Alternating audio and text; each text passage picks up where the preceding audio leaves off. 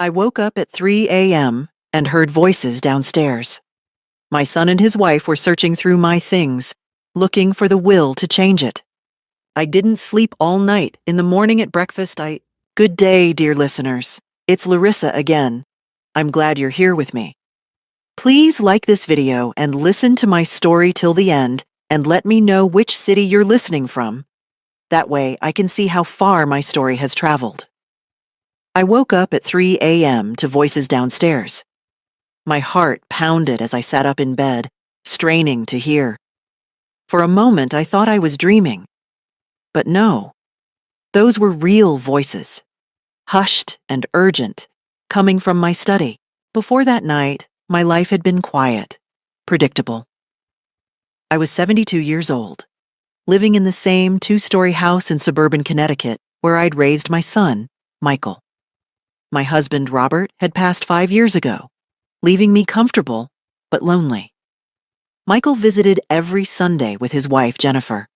They were attentive, helpful. Or so I thought. The first warning sign came 3 weeks earlier. I'd noticed my desk drawer slightly ajar, the one where I kept important papers. I'm meticulous about closing drawers. Always have been. I dismissed it as old age, my memory playing tricks. Then my reading glasses went missing from my nightstand, only to reappear 2 days later in the kitchen. Strange. Jennifer's behavior had shifted too. She'd started asking pointed questions about my finances. Mom, have you thought about long-term care? These nursing homes are so expensive. I'd laugh it off. I was healthy, active, sharp as ever. But the questions kept coming, always wrapped in concern that felt increasingly hollow. Michael had changed as well. My warm, affectionate son had grown distant. Our Sunday dinners became tense. He'd check his watch constantly, exchange glances with Jennifer that I couldn't decipher. When I mentioned leaving my vintage jewelry collection to my granddaughter Emma, his face had darkened. That's premature, Mom. You have years ahead of you. But that night, that awful night, everything crystallized. I crept to the top of the stairs, my silk robe wrapped tight against the chill. The study door was open, light spilling into the hallway. I heard Jennifer's voice, sharp and irritated. It has to be here somewhere. Check behind the law books. I'm looking, Michael's voice strained and unfamiliar. She's paranoid. She probably moved it. My blood ran cold. They were searching for my will. I pressed myself against the wall, barely breathing. Through the gap in the door, I could see Jennifer rifling through my filing cabinet, papers scattered across my antique desk. Michael was on his knees, checking behind books on the lower shelf. They moved with practiced efficiency. This wasn't their first time. We need to find it before she changes it completely, Jennifer hissed. If she leaves everything to that charity, we get nothing. Nothing, Michael. After everything we've done for her? Keep your voice down. Michael straightened, running his hands through his hair. We could contest it. Claim diminished capacity. That takes years. Legal fees. This is simpler. We find it. Make small modifications. She'll never notice. I gripped the banister to steady myself. My own son. My own flesh and blood. Planning to forge my will, to steal my autonomy, my choices. The betrayal cut deeper than any physical pain I'd ever known. They searched for another 20 minutes before giving up. I heard them close the study door, creep past my bedroom, and slip out through the back entrance. I stood frozen at the top of the stairs until I heard Michael's car pull away. I didn't sleep the rest of that night. I sat in my bedroom chair, watching the sky lighten from black to gray to pale blue. My mind racing. How long had they been planning this? What else had they done that I hadn't noticed? The missing documents, the misplaced items? It all made horrible sense now. At breakfast, I sat across from my reflection in the dining room window. I looked old, suddenly. Vulnerable. Exactly how they saw me. An obstacle to be managed, manipulated, eventually removed from my own life decisions. They'd underestimated me. Michael called at 9, his voice bright and false. "Morning, Mom. Just checking in. How'd you sleep?" "Wonderfully," I lied, my voice steady. "Never better. Great. We'll see you Sunday, as usual." I hung up and stared at the phone. Sunday. That gave me 6 days. 6 days to decide what to do, how to protect myself, how to respond to this betrayal. I poured myself a second cup of coffee, my hands trembling slightly. What would I do? I didn't know yet, but I knew one thing with absolute certainty. I would not be a victim in my own home. The morning sunlight felt different somehow, harsher and more revealing. I sat at my kitchen table, the coffee growing cold in my cup, and forced myself to think clearly. Panic wouldn't help.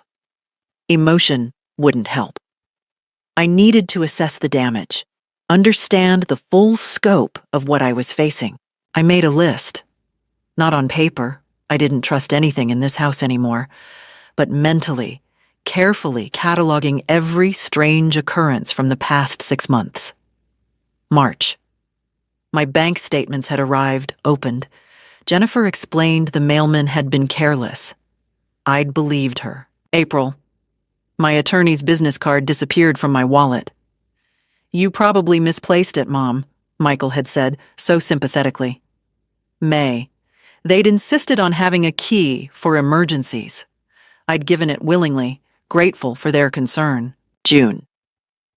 Jennifer suggested I sign a power of attorney, just in case something happens. I'd refused, and she'd dropped the subject too quickly, too easily. Now I understood. They already had access to everything they needed. How much had I lost already? How many times had they been in my house when I was out? What documents had they photographed, copied, studied? The violation made me physically ill. I walked through my home with new eyes. The study where they'd searched last night showed subtle signs of repeated intrusion. Books weren't quite aligned properly. File folders sat in slightly wrong positions. My desk drawer lock had fresh scratches around the keyhole, amateur picking attempts. How had I missed this? Fear crept in around noon. Real cold fear that made my hands shake and my breath come short. I was 72 years old, alone, facing my only child and his wife. Who would believe me? If I accused them, they could turn it around, claim I was confused, paranoid, suffering from dementia. Wasn't that exactly what Jennifer had suggested? Diminished capacity. I sat down heavily on my bed. Maybe I should just let it go. Rewrite the will in their favor, avoid the conflict, keep the peace. I could live out my remaining years pretending I didn't know, pretending everything was fine. No, the word came from somewhere deep inside me, fierce and absolute. Robert hadn't worked 40 years as an engineer, so his son could steal from his widow.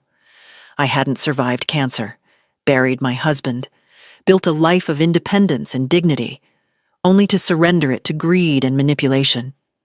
I would fight, but I needed to be smart. By 2 p.m., I had the beginnings of a plan. First, secure my will. I walked to my study, removed the document from its hiding place behind a false panel in my bookshelf, a spot they hadn't found yet, and read through it carefully. Everything was as I'd intended, the house and bulk of assets to Michael, but with significant bequests to my granddaughter Emma, my late husband's favorite charity, and my sister's children. Fair, balanced, exactly what they wanted to change. I made a decision. I called my neighbor, Patricia, a widow my age whom I'd known for 15 years. "Pat, I need a favor. Could you keep an envelope for me? It's important." She arrived within 20 minutes, her face concerned. "Eleanor, what's wrong?" I handed her the sealed envelope containing my will. "Nothing's wrong. But if anything happens to me, this goes to my attorney. His card is inside." Patricia's eyes widened.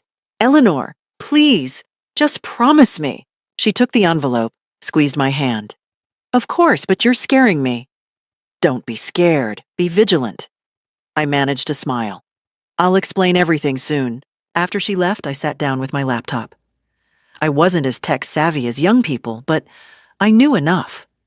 I researched estate attorneys, read reviews, made notes. I needed someone new, someone Michael and Jennifer didn't know about, someone who specialized in contested estates and family disputes. I also researched nanny cameras, small, hidden security devices. If they'd been in my house once, they'd come again. Next time, I'd have proof.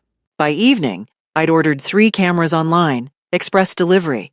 I'd scheduled consultations with 2 attorneys for the following week.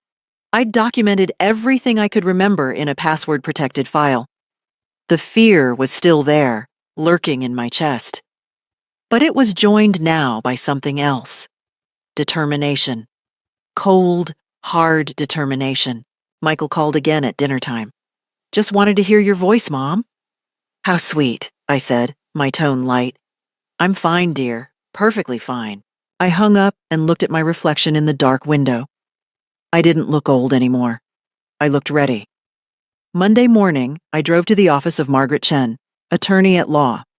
I'd chosen her carefully, a woman in her 50s with a reputation for aggressive estate protection and zero tolerance for family manipulation. Her office was in downtown Hartford, far enough from my neighborhood that I wouldn't accidentally run into anyone I knew. Margaret was sharp-eyed and direct. She listened without interruption as I explained everything: the 3 a.m. search, the pattern of strange occurrences, my suspicions about document tampering.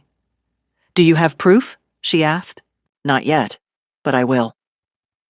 She nodded approvingly. "Smart.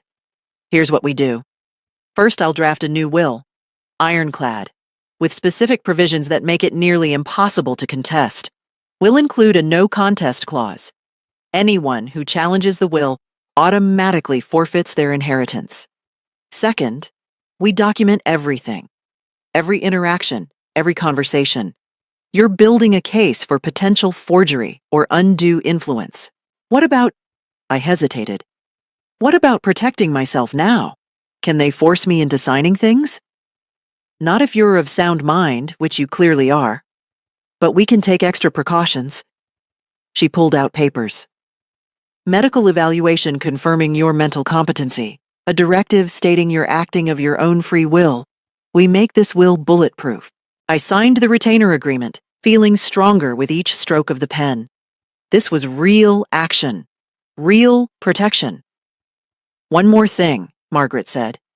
"Document everything they say and do. If they make threats, record them. Connecticut is a one-party consent state. You can legally record conversations you're part of." I left her office with a folder of documents and a plan. The cameras I'd ordered were waiting on my porch when I got home. I spent Tuesday afternoon installing them, one in the study, one in the hallway, one overlooking the back door. Small, discreet, virtually invisible. Wednesday, the trap was set. I went to my book club meeting that evening, something I did every week. I made sure to mention it to Jennifer when she called. "Oh yes, I'll be out from 7 to 9:30.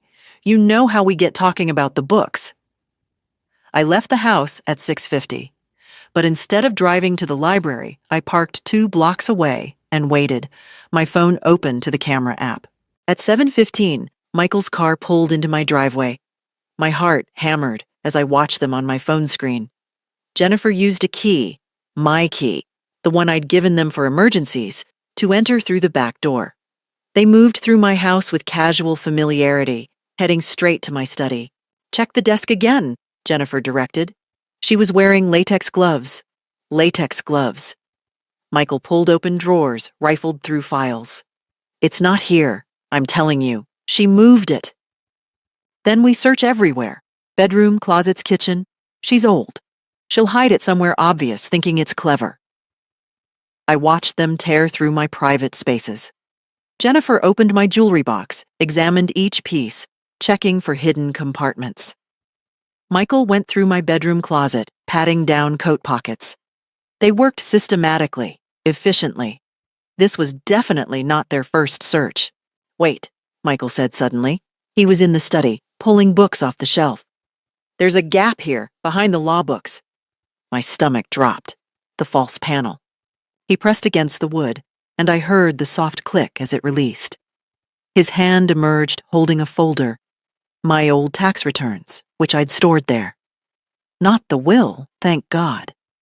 I'd already moved that. But Jennifer's face lit up. There's more space back there. Keep checking. They found my mother's pearls, which I'd hidden there for safekeeping. Jennifer pocketed them without hesitation. She won't even notice.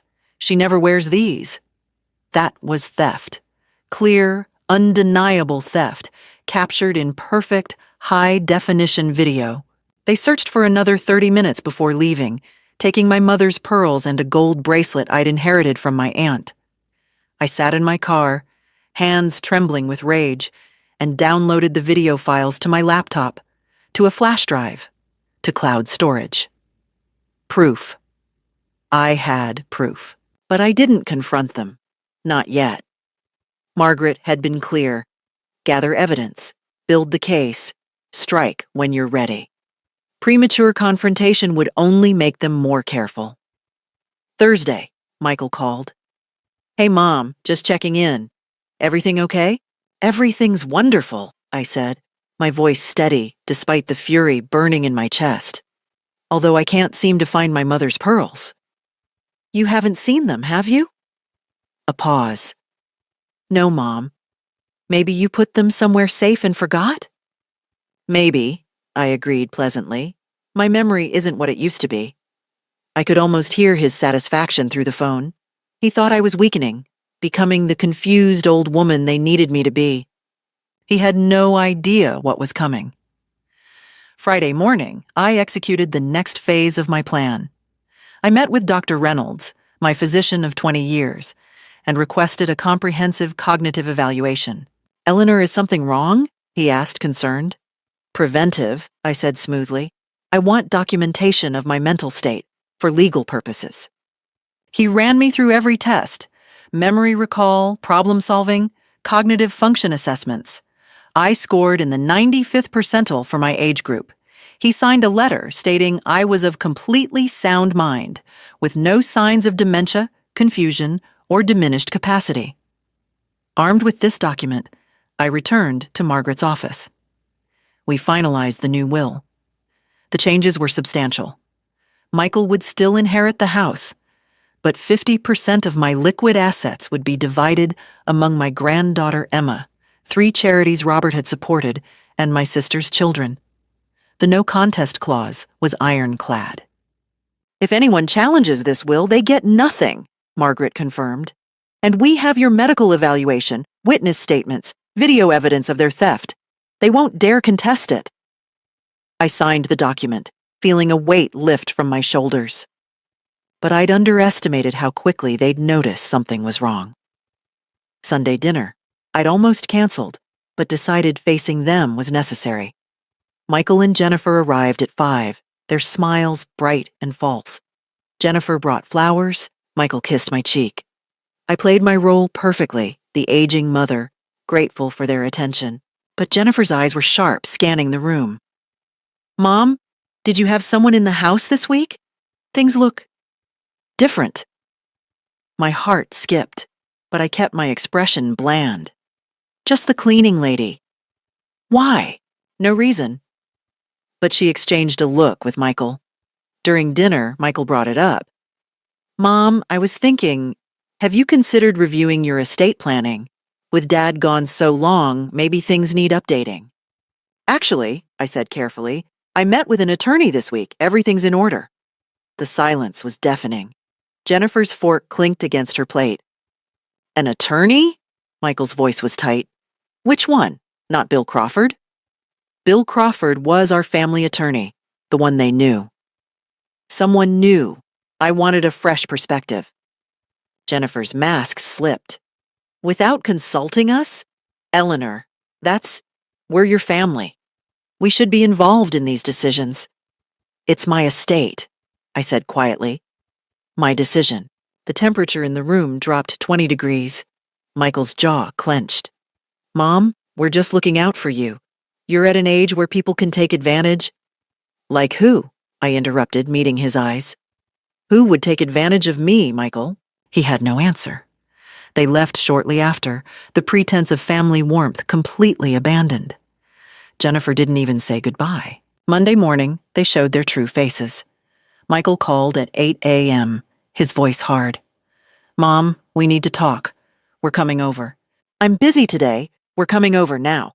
They arrived 30 minutes later, and the people who walked through my door were strangers. No smiles, no pretense. Jennifer's face was twisted with anger. Michael's eyes cold. What exactly did you do? Michael demanded. What did you change? I updated my will. It's my right. After we've spent years taking care of you? Jennifer's voice rose. Driving you to appointments, checking on you, managing your life? And this is how you repay us? Managing my life? I stood straighter. Or controlling it?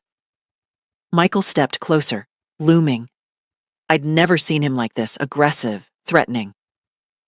You're making a mistake, Mom, a serious mistake. That attorney, whoever she is, she's manipulating you, turning you against your own family. No one's manipulating me. Then change it back. Jennifer's voice was steel. Call her today. Restore the original will. No. Michael's hand slammed down on my kitchen counter, making me jump. Do you understand what you're doing? If you continue this, you'll never see Emma again. Your only granddaughter. We'll make sure of it. There it was. The threat I'd been expecting. My heart broke. Emma, my sweet 16-year-old granddaughter, being used as leverage. That's your choice, I said, my voice shaking but firm. But I won't be blackmailed in my own home. Jennifer laughed, a harsh sound. Your home? You're 72. How much longer do you think you can manage this house alone? One fall, one health scare, and you'll need us. Who do you think will be there then? I'd rather die alone than live controlled. They stared at me, and for a moment, I saw genuine shock. They'd expected me to cave, to choose the path of least resistance like I always had. Michael's voice dropped dangerously low. You're going to regret this, Mom. When you're alone and no one visits, when holidays pass and your phone doesn't ring, you'll regret this. They left, slamming the door hard enough to rattle the windows. I stood in my kitchen, shaking. I'd won this battle, but at what cost? The threat about Emma cut deep. Could they really keep her from me? I called Margaret immediately. She was reassuring, but realistic. They're trying to intimidate you. Don't back down. But Eleanor, be prepared. This might get worse before it gets better. I spent the next 3 days in a fog of exhaustion.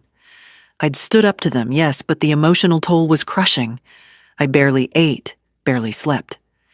Every sound made me jump, wondering if they'd come back. Patricia came by Wednesday, took one look at me, and insisted I rest. You've been through trauma, Eleanor. You need to recover. She was right. I needed time to regroup, to rebuild my strength for whatever came next. Thursday afternoon, the doorbell rang. I checked through the peephole and saw Emma standing there, alone. My heart leapt, my beautiful granddaughter, with her auburn hair and Robert's kind eyes. I hadn't seen her since before the confrontation. I opened the door. Emma. Sweetheart. Grandma. She hugged me, but something felt rehearsed. Can we talk? We sat in the living room, and I noticed how she perched on the edge of the sofa, nervous. This wasn't a casual visit. Mom and Dad sent you, I said quietly. Her face flushed. They're worried about you. They said you've been acting strange, making sudden decisions without thinking them through. Did they tell you I caught them searching my house at 3 a.m? Did they mention stealing my mother's pearls? Emma's eyes widened. What? No. They said... She stopped, confused. What did they say, honey? That you were paranoid, imagining things, that maybe you needed to see a doctor. She looked at me with such concern, such innocent manipulation. Grandma, they just want to help. And they said if you'd just talk to them reasonably, everything could go back to normal. Normal. Back to being controlled, manipulated, stolen from. Emma, I said gently, did they tell you what to say to me?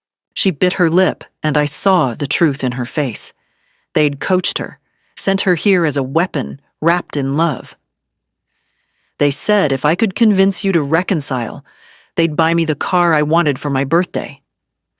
Her voice was small, ashamed. I'm sorry, Grandma. I didn't realize. It's not your fault. I took her hand. You're being used, sweetheart. Just like I was. I showed her the security footage. All of it. Emma watched in silence as her parents rifled through my belongings, pocketed my jewelry, discussed forging my will. When it ended, she was crying. I didn't know, she whispered. I swear, Grandma, I didn't know. I believe you. She left an hour later, shaken but enlightened. I'd lost her parents, but perhaps I'd saved my relationship with my granddaughter. That was something. Friday brought another attempt, subtler this time. Jennifer called, her voice soft, conciliatory. Eleanor, I think we all said things we regret. Can we start over? Michael and I would like to take you to dinner, somewhere nice. No arguments, no pressure. Just family. I recognized the tactic, charm after intimidation, the classic pattern of manipulation. No, thank you, Jennifer. Please, we miss you. Michael is devastated you're his mother. Then he should have thought of that before threatening me. He was upset. We both were. But we love you, Eleanor. Can't we find a way past this? Her voice was so reasonable, so warm. A month ago, I would have believed it. Would have convinced myself I'd overreacted, that family harmony was worth any price. Not anymore. I think we need space right now, I said calmly. Perhaps in time, when you're ready to respect my boundaries. I hung up before she could respond. But the attempts had rattled me more than I wanted to admit. I sat in my quiet house, feeling the weight of my solitude. I'd stood firm, yes. But at what cost? Was I being stubborn? Paranoid? Had I destroyed my family over a misunderstanding? No. The video footage didn't lie. The theft was real. The threats were real. Saturday morning, Patricia appeared at my door with coffee and pastries. You look like hell, Eleanor.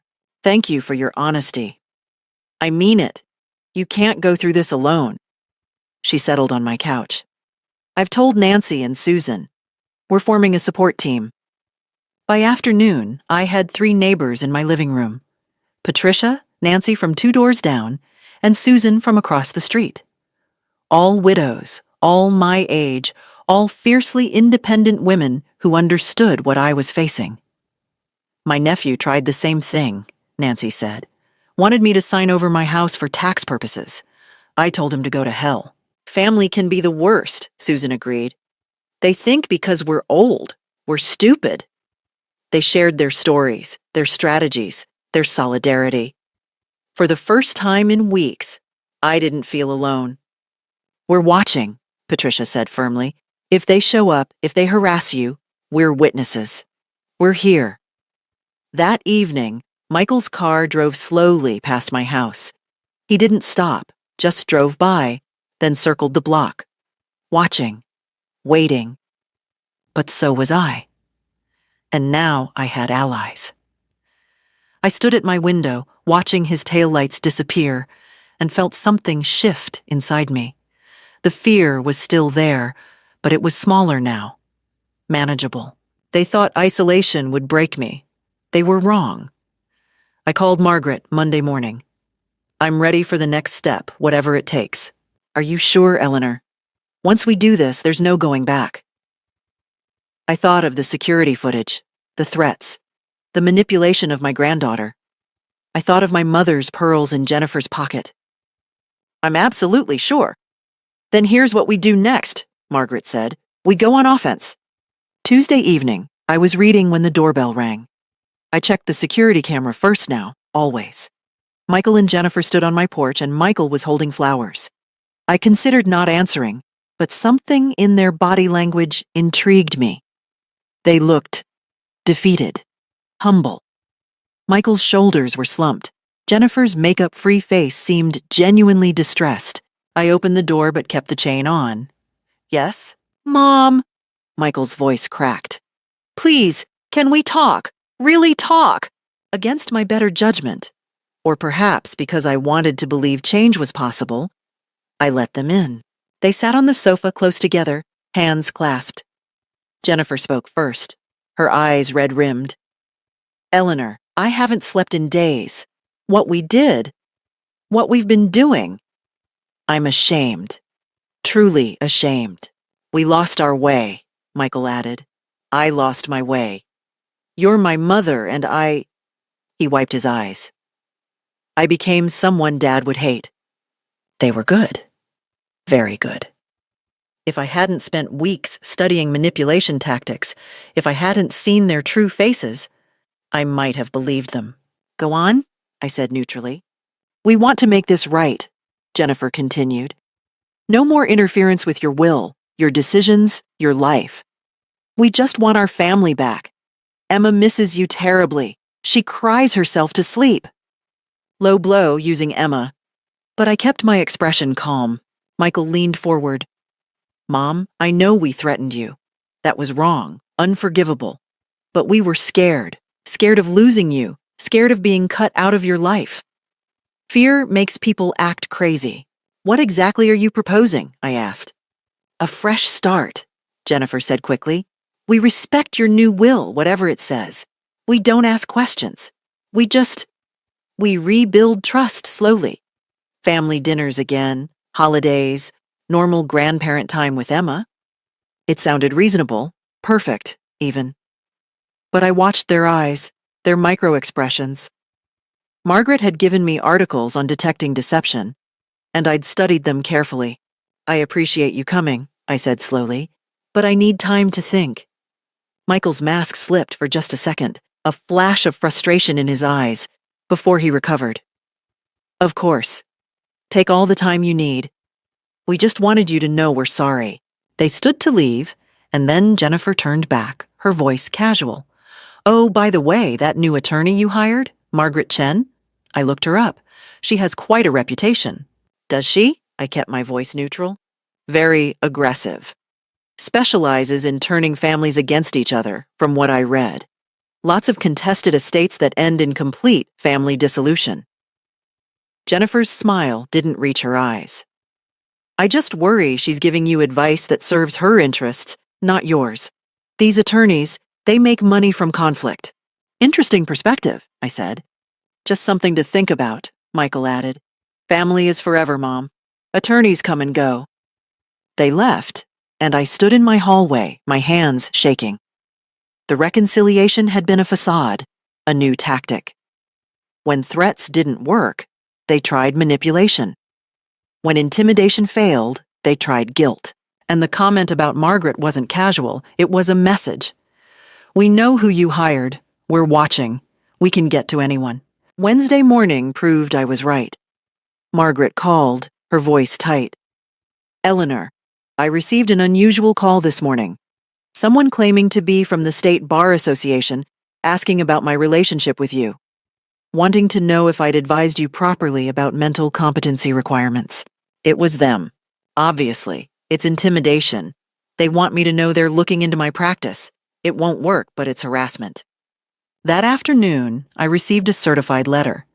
It was from an attorney I'd never heard of, representing Michael and Jennifer. The letter stated they had concerns about potential undue influence regarding my recent estate planning changes. It threatened a competency evaluation and suggested we resolve this matter amicably before involving the courts. They weren't backing down, they were escalating. Thursday, they showed up again, without warning. I watched on camera as Michael used his key, I'd forgotten to change the locks, and entered through the back door. Jennifer followed, and they headed straight for my study. I called 911 from my bedroom, my voice steady. "Someone has broken into my home. I need the police." Michael heard me talking and froze. They ran, literally ran out of the house and drove away before the police arrived. But the officers took my statement, documented the break-in, and I showed them the security footage. "You should change your locks," the younger officer advised, "and consider a restraining order." "That's my son," I said quietly. "That's a thief," he corrected. "Family doesn't mean free access to your home." After they left, I sat in my kitchen, the reality crashing over me. This was war. They would not stop. They'd harass my attorney, break into my home, threaten legal action, anything to break me. Fear twisted in my gut, cold and sharp. What if they succeeded? What if they convinced someone I was incompetent? What if they... Number one, I stopped the spiral of terror. Fear was what they wanted. Fear was their weapon. I called the locksmith, scheduled for Friday morning. I called Margaret, discussed restraining orders and harassment claims. I documented everything in my detailed file, adding the police report to my growing evidence. Then I called Patricia. "They broke in today." "Those bastards?" Her voice was fierce. "Are you okay?" "I'm furious," I said. And I was. The fear was still there, but underneath it, anger burned hot and bright. And I'm done playing defense. Friday, as the locksmith changed every lock in my house, I felt something shift. The fear that had been eating at me transformed into cold, hard resolve. They wanted to destroy me, I would destroy them first. Monday morning, I received a formal summons. Michael and Jennifer had filed a petition for guardianship, claiming I was mentally incompetent and unable to manage my affairs.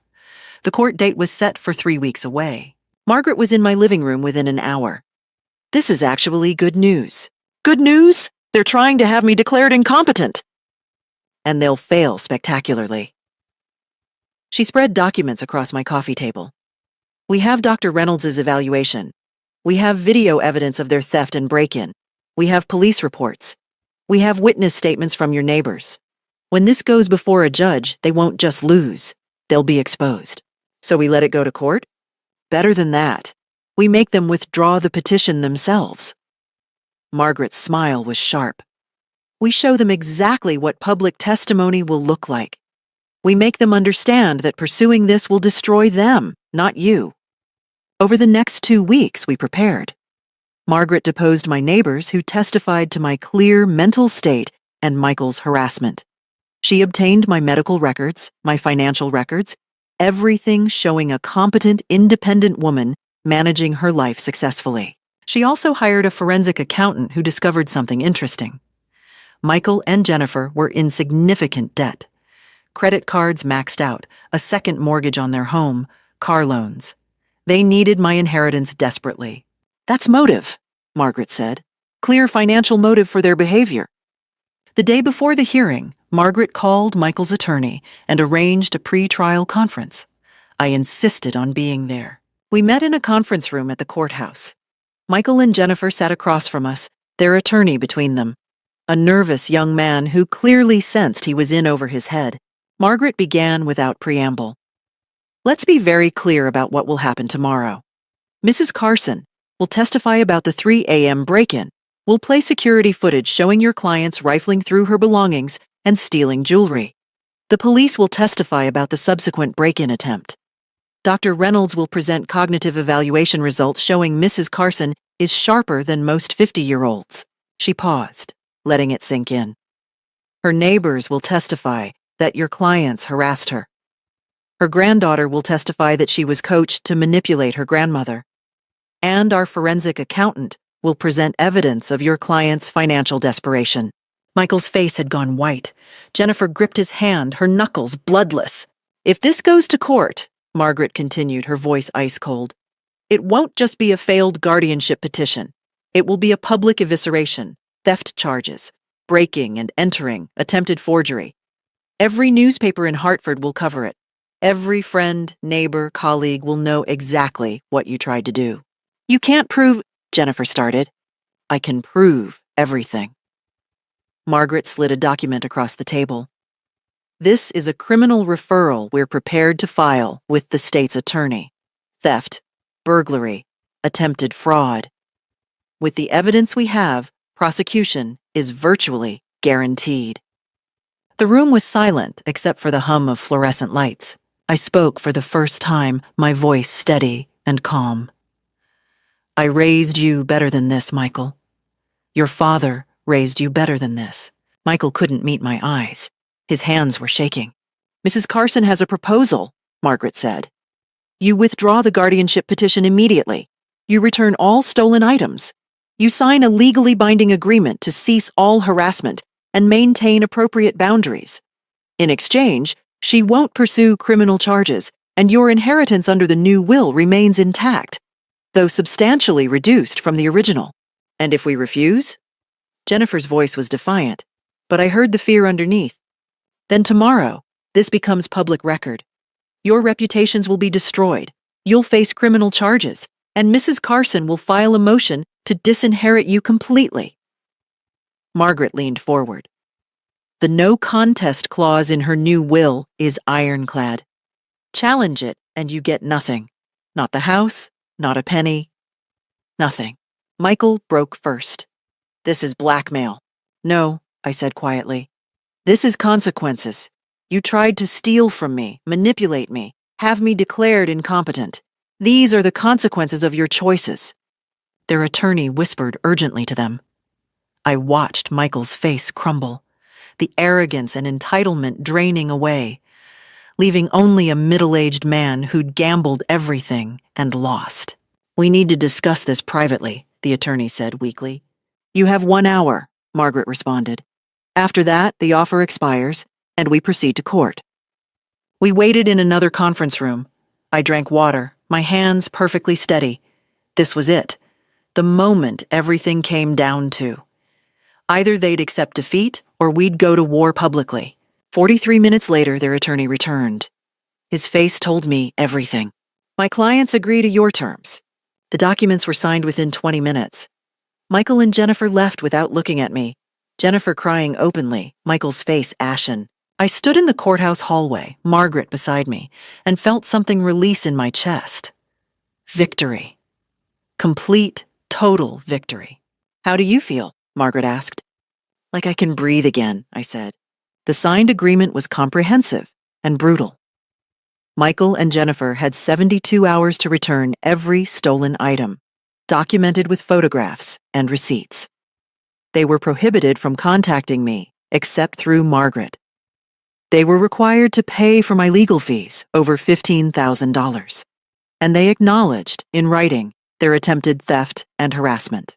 Within 2 days, a courier delivered a box containing my mother's pearls, my aunt's bracelet, and several other items I hadn't even realized were missing. Jennifer's handwriting on the attached inventory list was shaky, barely legible. But the real devastation came from sources I hadn't anticipated. Emma called me Tuesday evening, her voice thick with tears. Grandma, I told Mom and Dad I know what they did. I told them I saw the videos. Oh, sweetheart, I'm so ashamed to be their daughter. They lied to me my whole life, made me think you were the problem when it was them all along. She took a shuddering breath. I'm 18 in 3 months. When I am, I'm moving out. I can't live with people like that. My granddaughter, brave, honest Emma, was cutting ties with her own parents. It was what they deserved, but my heart still ached for the family we'd once been. The social consequences spread like wildfire. Patricia, Nancy, and Susan had apparently been quite vocal about Michael and Jennifer's behavior. Within a week, everyone in our neighborhood knew. The Johnsons canceled their dinner invitation to Michael and Jennifer. The Thompsons crossed the street to avoid them. At the country club, where Michael had been a member for 15 years, several longtime friends suddenly became unavailable. Margaret called Friday with news. Michael's employer contacted me. Someone, I won't say who, but I suspect one of your neighbors, sent them the police reports and the signed agreement. They're conducting an internal review. Apparently, financial misconduct is taken seriously in banking. Michael worked at a prestigious investment firm. A financial misconduct investigation could destroy his career. I didn't want this, I said, though part of me recognized the lie. You didn't cause this, Eleanor. His own actions caused this. The following week brought more revelations. Jennifer's real estate license was under review by the state board after a formal complaint was filed regarding ethical violations. Someone had connected her attempted forgery of my will to questions about her professional integrity. Her broker quietly suggested she resign before the investigation concluded. I learned through Patricia that Jennifer had broken down at the grocery store, crying in the frozen food aisle when a former friend pretended not to see her. The humiliation of their exposed crimes was eating them alive in ways criminal charges never could have. By the end of the month, the full scope of their downfall became clear. Michael had been placed on administrative leave pending investigation. Their country club membership was quietly revoked. Jennifer's book club politely asked her not to return. Even their church community, which I'd thought would be supportive, maintained a cold distance after the pastor privately asked me about the situation. I'd shown him the security footage. He'd blessed me and told me I'd done the right thing. Their financial situation, already precarious, collapsed completely. The legal fees they owed me, plus their own attorney costs, had drained their savings. Without Michael's income, they couldn't make mortgage payments. I heard through Patricia that they'd put their house on the market, selling at a loss in a desperate attempt to avoid foreclosure. Part of me, the mother who'd raised Michael, changed his diapers, nursed him through childhood illnesses, wanted to feel guilty, wanted to soften, to help, to rescue them from consequences. But I remembered the 3 a.m. break-in, the threats, the manipulation of Emma, the latex gloves as they stole from me. I felt no guilt. Margaret received a call from their attorney, begging for leniency on the legal fees. Could we accept a payment plan? Could we reduce the amount? Michael and Jennifer were suffering enough. Tell them the agreement stands, I said firmly. Every word, every dollar. The attorney tried one more appeal. Mrs. Carson, they have a child to support. They should have thought of Emma before they tried to steal from her grandmother, I replied. The answer is no. In September, Michael called, the first contact since the courthouse. Margaret had approved it, a single supervised conversation. Mom, his voice was hollow. We're moving to Pennsylvania. Jennifer's sister offered us their basement apartment until we get back on our feet. I see. I just wanted you to know that I'm sorry, really sorry. Not because we got caught, but because I see now what we became, what I became. Do you, Michael? Do you really see it? A long silence. I threw away my family for money I didn't even need. I tried to steal from my own mother. His voice broke. I don't know who that person was. That person was you, I said quietly. Maybe not all of you, but enough. You made those choices. I know. He was crying now. I don't expect forgiveness. I don't deserve it. I just wanted you to hear me say, I'm sorry. That's all. He hung up before I could respond. I sat with the phone in my hand, feeling the finality of it. My son, my only child, was gone. Not dead, but gone from my life as surely as if he were. The people he and Jennifer had become were strangers to me. Emma visited that weekend. She'd been accepted to college in Boston with a partial scholarship. I'll need help with the rest of the tuition, she said hesitantly. I smiled. Your college fund is intact, sweetheart. Your grandfather and I set it up years ago, completely separate from your parents' inheritance. Her relief was palpable. Grandma, can I ask you something? Do you think people can really change? Like, fundamentally? I thought about Michael's apology, whether it was genuine or just another manipulation. I think people can change, I said carefully, but only if they truly want to, and only if they're willing to do the hard work of becoming better. I hope they do, Emma said, for their sake, not mine. I'm done with them. My granddaughter, stronger than I'd ever been at her age, was choosing her own path. That was victory too. Spring came to Connecticut with unusual warmth, and I felt reborn alongside the daffodils pushing through my garden soil. 6 months had passed since the courthouse confrontation, and my life had transformed in ways I couldn't have imagined. Emma was thriving at Boston University, calling me twice a week with stories of her classes, her friends, her newfound independence. I'd visited her campus in March, and we'd spent a wonderful weekend exploring the city together. She'd introduced me to her boyfriend, a polite engineering student who reminded me painfully of Robert at that age. "You saved me, Grandma," she'd said over coffee. "If you hadn't stood up to them, I would have thought their behavior was normal. I would have become them." Those words meant more to me than any legal victory ever could. I'd started volunteering at the Women's Center downtown, helping other elderly women navigate family financial manipulation.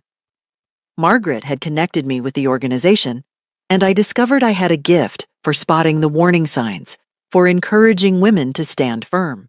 "You have to understand," I told a 76-year-old woman whose daughter was pressuring her to sign over her house. "They're counting on your guilt, on your desire to keep peace. But peace built on surrender isn't peace, it's surrender." She'd cried, then scheduled a consultation with Margaret. 3 weeks later, she'd changed her locks and her will, just as I had. She sent me flowers with a card that read, "You gave me my life back." I'd helped 17 women in 6 months. 17 women who'd found their strength, their voices, their autonomy. Each one was a testament to the importance of standing firm. My social life had expanded dramatically. Patricia, Nancy, Susan, and I formed what we jokingly called the Widows Alliance, 4 independent women who met weekly for dinner, travel planning, and mutual support. We'd taken a trip to Italy in April, toured vineyards, laughed until our sides hurt. We were planning Greece for the fall. I'd even started dating, something I never thought I'd do after Robert. Harold was a retired professor, kind and intellectual, who made me laugh and challenged me to think. Nothing serious yet, but pleasant, hopeful. He'd never once asked about my finances or my will. He just enjoyed my company. What a revelation that was. My home felt like mine again. I'd redecorated the study, replacing painful memories with new furniture, new energy. The security cameras remained. I wasn't naive, but I rarely checked them anymore. I felt safe. Truly, deeply safe in a way I hadn't felt in years. The new will Margaret had drawn up gave me peace. Emma would be well cared for. Robert's favorite charities would receive substantial gifts. My sister's children, good people who'd never asked for anything, would be surprised by generous bequests. And yes, Michael would still inherit the house and a portion of my assets. Reduced, but not eliminated. "You're more generous than I'd be," Margaret had said. "He's still my son," I'd replied. "I just won't be manipulated into giving him everything." Meanwhile, through the grapevine of neighborhood gossip and Emma's occasional updates, I heard about Michael and Jennifer's continued decline. The Pennsylvania move had been a disaster. Jennifer's sister's basement apartment was a cramped, damp space barely suitable for storage. Michael had found work, but at a fraction of his previous salary. The investigation at his old firm had resulted in a quiet termination, and the reference was apparently neutral at best. Jennifer had tried to start a consulting business, but in a new city with no contacts and a growing reputation for the Connecticut scandal that had followed them, it had failed within months. She'd lost over $10,000 in startup costs, money they couldn't afford to lose. Emma reported they were fighting constantly. Jennifer blamed Michael for losing his temper at the courthouse. Michael blamed Jennifer for pushing the guardianship petition. Both blamed me for not being reasonable. "They still don't get it," Emma had said, shaking her head. "They still think they're the victims. Dad actually said to me, 'Your grandmother destroyed our lives.' I told him he destroyed his own life the moment he broke into her house at 3 a.m. Their marriage was crumbling." Emma mentioned a trial separation in June, Jennifer moving back to her mother's house in Ohio, Michael staying in Pennsylvania with a roommate half his age. The humiliation of their circumstances had stripped away whatever genuine affection might have once existed between them. The country club had formally revoked their membership after they'd failed to pay outstanding dues. The Thompsons had invited me to join instead. I'd accepted, enjoying the irony. My first day there, 3 different couples had approached to apologize for ever doubting me. Their old friends had completely cut ties. I'd run into the Johnsons at the supermarket, and they'd apologize profusely for ever doubting me. "We should have seen it," Mrs. Johnson said. "The way Jennifer talked about you behind your back. We thought it was just normal family stress, but it was character, or lack thereof." Most devastating, perhaps, was the relationship with Emma. Michael called her weekly, Jennifer less often. Emma answered occasionally, out of obligation rather than love. They'd asked if she wanted to visit for Thanksgiving. "I'm spending it with you, Grandma," she'd said firmly, "and if they can't accept that, they can spend it alone." In July, I heard they'd declared bankruptcy. The house in Connecticut had sold for $60,000 less than they owed. Credit destroyed, savings gone, careers ruined. They'd gambled everything and lost. Jennifer's mother had apparently told her she could stay only through August. Then she needed to find her own place. I waited for the guilt to come, for the maternal instinct to swoop in and save Michael from his consequences. It never came. Instead, I felt free, lighter than I had in years. I'd spent so much of my life managing other people's emotions, sacrificing my comfort for family peace. No more. I sat in my garden on a Sunday afternoon in late July. Harold beside me reading the newspaper. Emma visiting for the weekend and laughing on the phone with a friend. The sun was warm, the flowers were blooming, and my life was entirely my own. This was victory. Not the courthouse drama or the signed agreements, but this. Peace, joy, autonomy, surrounded by people who genuinely loved me. I'd won. They say blood is thicker than water, but they forget the full quote. The blood of the covenant is thicker than the water of the womb. The family you choose matters more than the family you're born into. I learned that standing up for yourself isn't selfish, it's survival. That love without respect is manipulation. That being a good mother doesn't mean being a doormat. My son tried to steal my dignity. Instead, I reclaimed my life. What would you have done in my place? Would you have forgiven and forgotten? Kept the peace at any cost? Or would you have fought? I'd love to hear your thoughts. Share your story in the comments. You're not alone in facing family